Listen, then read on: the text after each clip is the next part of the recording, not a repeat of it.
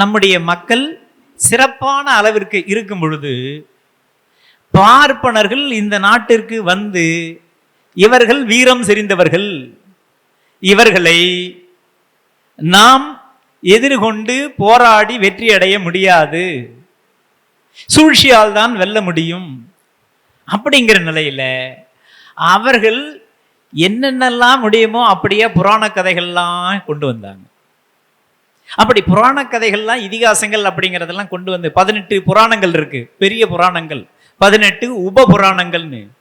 என்ன இதிகாசங்கள், ராமாயணம் மகாபாரதம்னு சொல்றது.